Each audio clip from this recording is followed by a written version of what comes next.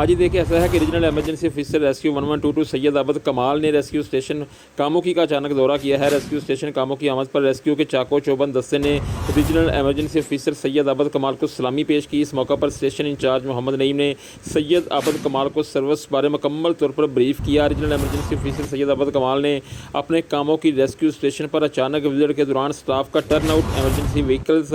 Rescue آلات کی working اور ٹریکر سسٹم کا معائنہ کیا۔ ریسکیو 1122 اور موٹر وے پولیس کے زیر اہتمام رضاکاروں اور تمام شعبہ جات سے تعلق رکھنے والے افراد کے لیے جاری فرسٹ ایڈ ٹریننگ ورکشاپ اور میڈیکل کیمپ کا بھی تفصیلاً معائنہ کیا اور اس پر مکمل اطمینان کا اظہار کیا۔ REO سید عابد کمال نے ہنگامی حالات سے نمٹنے کے لیے ریسکیو کاموں کے اہلکاروں کی پیشہ ورانہ مہارت کو بھی سراہا اور بھرپور خراج تحسین پیش کیا، جبکہ ریسکیو 1122 گوجرانوالہ کی کارکردگی بہتر طریقے سے انجام دینے پر ڈسٹرکٹ ایمرجنسی آفیسر میاں رفت ضیاء اور تمام اسٹاف کی کارکردگی پر بھی مکمل اطمینان کا اظہار کیا اور ان کو بھرپور شاباش دی۔